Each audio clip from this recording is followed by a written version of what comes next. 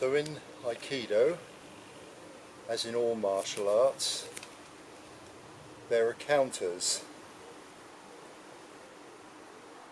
In general, you don't learn these to the higher grades, and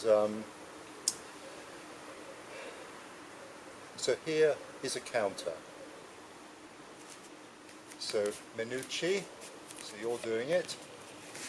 I'm going into Uchi Kaiten Sankyo.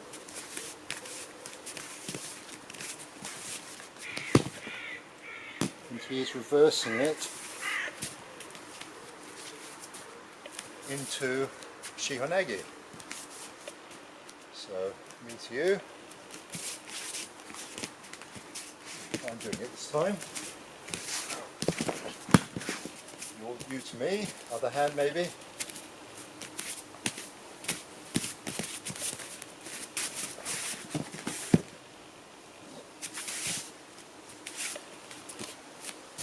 You to me.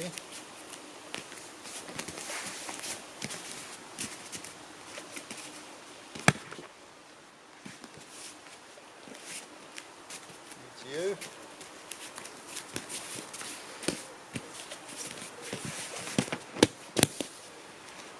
So when you know what's coming, or you see it coming, you have the possibility to counter.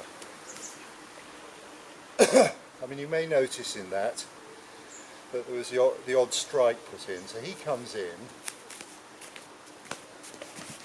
and I do that. Well, then I can do the Sankyo. He's not going to be able to counter when I've whacked him in the face like that. So, but if I'm a bit sloppy, you to me, isn't it? And I just sort of dance around. Oh. And that would be something else. But you see what's happening there is, we'll do it again, me to you, or you to me. Slowly. So this time he was going to throw his foot back and cut over. So he cuts over, takes, and turns it into Shihonage. So me to you. I have to take a big step, because I'll do that once more. Just watch the foot. So nice and slowly he's going there. He's got me there, and he's just getting into putting it on. But I take a big step, and I'm able to capture this. Now he's pretty well stuffed now. He's not really going to be able to do anything to get out of that.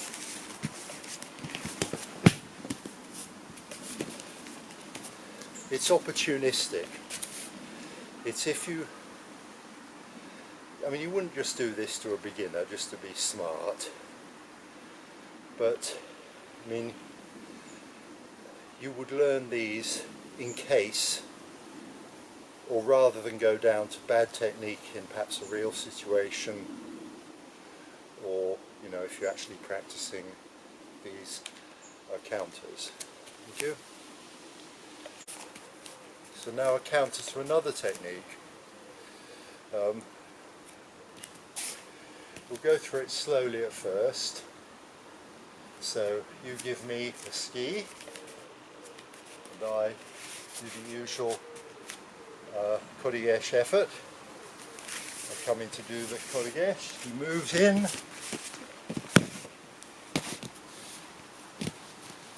The same side, and I'll speed that up.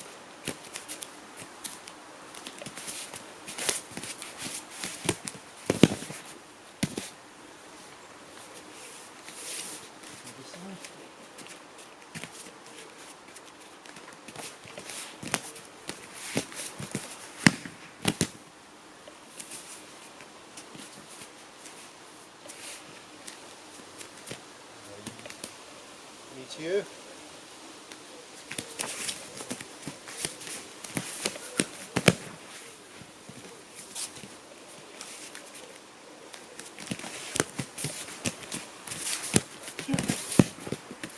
Okay, so what's happening here is this is going in, he's going by. Now as he's going to turn my hand over, I in fact help him and I move in next to him. Tin can. Over, so look at the other side. So here we go. Through. Now he's going to turn my hand over, I'm going to go with it. And through. So as you can see, that can be done briskly. Bear in mind, these are counters against techniques when you've got the opportunity. So if I go in and I leave it too late, I've left it too late. I can't do it at that point because my posture is gone. But if I'm nifty, at that point I can step in. So it's going to be all about skill, timing, how good the technique is. And this is a point to it, this is another point to it, that it's a way of testing technique. I'm sure that, don't break my wrist, but let's try your best technique, see if I can counter.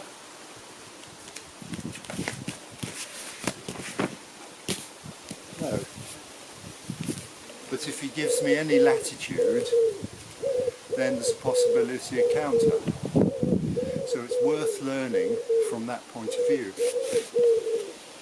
I mean, obviously, practically speaking, if you're in a altercation which turn physical and they happen to know Aikido or something, it's jolly useful to be able to counter these. So that's Kodegesh moving into Iriminagi. So you can create chains of these counters, and the thing to look at is not so much the waving of the arms and wondering about, you know, what the hands are doing. It's much more about the movement and the power coming from the hips. So we'll do a slow example first. So I come in with a punch. Okay.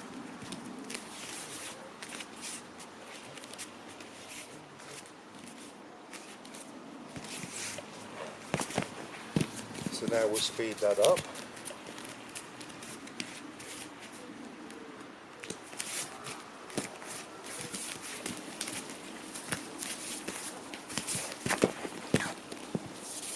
So we've got to move the feet. Now he comes to me with a punch.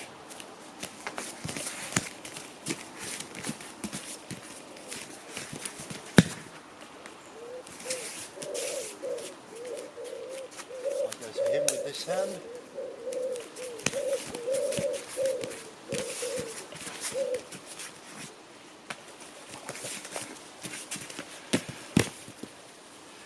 And there's other things you can do. At speed, obviously one thing became better than another. I'd already got him down to that extent, so it didn't make any sense to try anything else.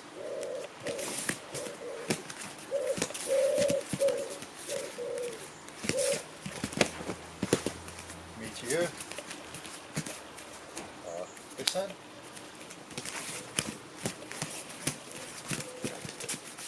Hang on. The only snag is with this training is it can get a bit confusing. So it's due to me, isn't it, to get that counter. Yeah.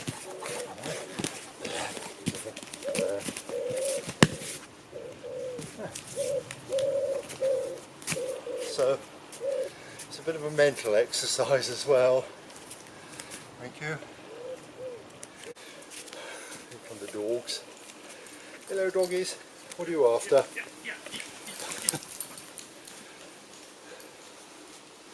No sausages. Okay, we'll just cut that. Hello.